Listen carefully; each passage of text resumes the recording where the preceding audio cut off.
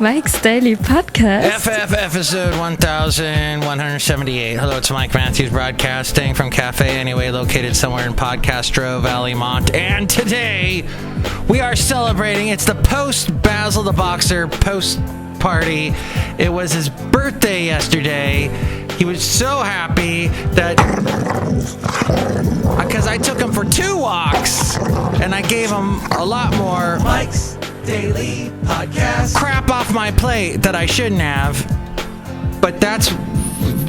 Basil the Boxer is awesome. Mike's Daily Podcast. And it was his birthday yesterday, and he turned 8. He's an awesome dog. I think he's really great. I think that when I sing like Elmer Fudd, wabbit, it makes you want to dance and grab it. Grab the device that you're listening to this to and throw it out the window. Mike's Daily Podcast. It's okay, you can do that. Do that, go ahead. Do that right now. Very good. Mike's So today, Daily I wasn't even going to do a show, Podcast. but I thought I'd be in here today and be warm and fuzzy Mike today. Instead of satirical, snarky, bitter old 47-year-old, I thought I would be happy Mike today. Happy because I found out my ex-wife is pregnant. Not with my child, of course. Oh, whoa. No, she's happy. She's been dating this guy for a while. They're not married yet, but you know what? Don't judge. But they're happy, and that's cool. And I wish her all the best. She's much younger than me. Oh, so much younger. No, not that much younger. Well, yeah, she's younger. But she's like in her mid-30s, right? So she wants to have a baby and all that. So whatever, I'm happy for her. It was, it's always a bit of a shock for the men out there that have ex-wives that get pregnant. You're kind of, it's a little bit interesting. Sort of like when women find out that their ex-husbands or boyfriends are getting remarried and having kids. So, but regardless, I wish her all the best. And regardless, it was Basil the Boxer's birthday yesterday. So I thought I'd jump in here, do a podcast for you today. And also, we've got some interesting news. We'll bring it to you in this segment called the MIKELOPEDIA INSANICA. And we also have Chely Shoehart stopping by. In fact, here she is. Hi, Mike Matthews. It's Chely Shoehart, gift shop supervisor. Oh my God, that's like so mature of you. Of me to do what? Of you, like on your ex-wife. It's like you're not bitter or anything. No, I guess I'm not bitter. Mike, so many people are bitter. They're like really bitter, and they think about their exes, and they get bitter, and they go, and bile, and stuff. That's true, Chely. A lot of people with their exes get really upset, and they just get heated up. Mike Matthews, I get heated up when I think about my ex, Ryan Gosling Jr. I still really can't believe that he's your ex. Ouch.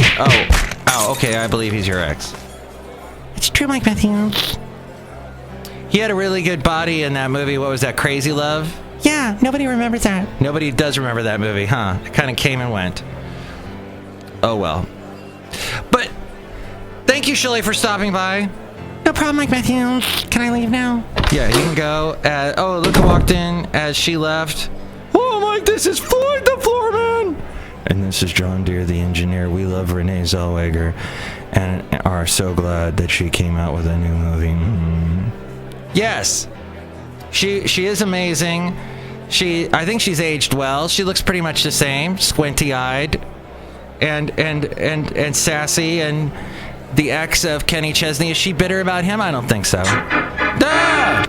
She refutes all the gay claims about Kenny Chesney, so that's good.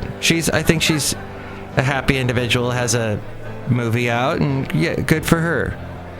So, you can't be all bitter. There is some good things about the marriage, and I actually still live in the house that we were married in. We were living in there for about 4 years, and she did all the decorating, and I don't know how to decorate worth a darn, so I left her stuff up. And when people come into the house, they go, Mike, what a great decorator you are. And I'm like, yeah. Well, if it's a woman that says that, I go, yes, I am. And if it's a guy, I go, my ex-wife did all this.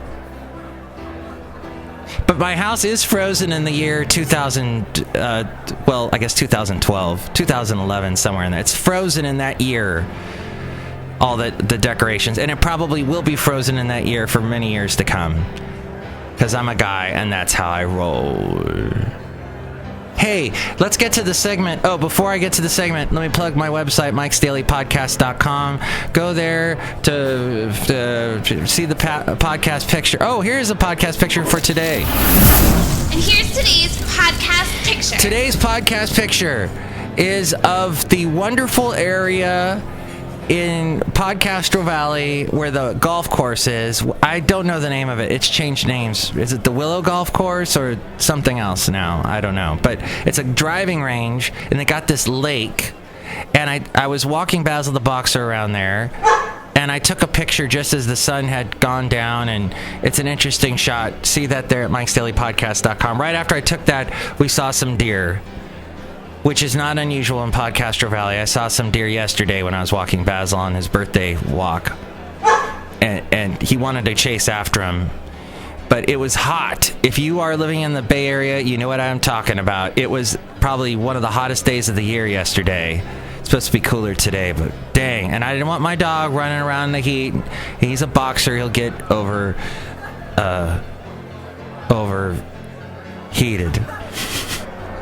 And that's today's tip for the word of dog.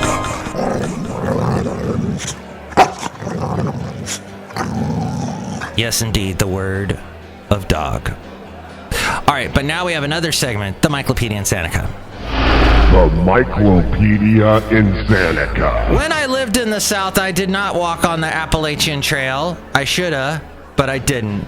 And at a time when endurance running no longer means mere marathons, and even a 100-mile race is they're attracting the masses. Carl Metzler, a former ski resort bartender, has proved he can suffer longer and faster than almost anyone else, according to nytimes.com. When he staggered onto Springer Mountain in Georgia before dawn on Sunday, he set a record for completing the Appalachian Trail. He covered the 2,190 miles over 14 states in 45 days, 22 hours, and 38 minutes. Wow. Wow shuts wow. Maybe this should have been the Wow shuts wow segment. Wow shuts wow. But it's not. He is 48. Hey! He's like my age. He's a little different from other titans of the newly booming ultra running scene. He is 6 years older than Scott Jurek, who was featured in the best-selling book about barefoot endurance running, Born to Run, and who set the former Appalachian Trail record last year for 46 days, 8 hours, 7 minutes. In a sport checkered with mantras like clean living, Jurek sustained his trek on a vegan diet. Staples of Metzler's diet, by contrast, include Red Bull, Tang. Yes, because he's 48, and like me, he grew up on Tang. Jurek incurred a $500 fine and public outrage for opening champagne at the summit of Mount Katahdin in Maine during his record run.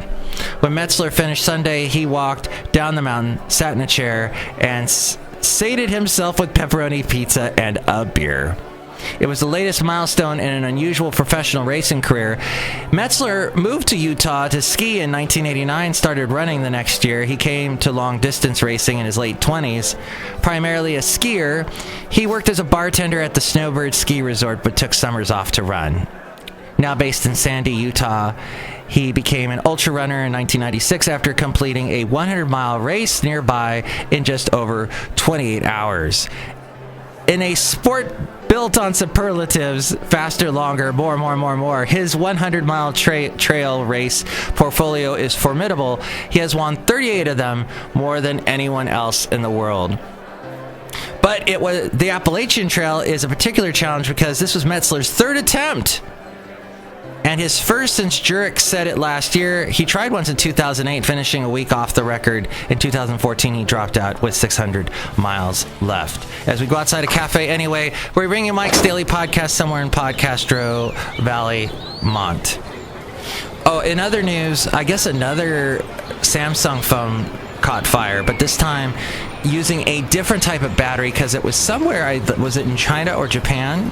But that's interesting because now that opens up a whole another can of worms for Samsung, as all the lemmings are buying the iPhone 7s in this wonderful world in which we live, where dogs have birthdays and ex-wives have babies and houses are frozen in early 2010s.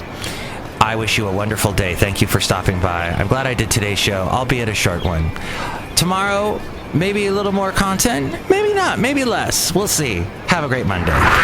Mike's Daily Podcast is written and produced and performed by Mike Matthews. His podcast is super easy to find. Download or listen to his show and read his blog at mikesdailypodcast.com. Email Mike now at mikesdailypodcast@gmail.com. See you tomorrow. Bye!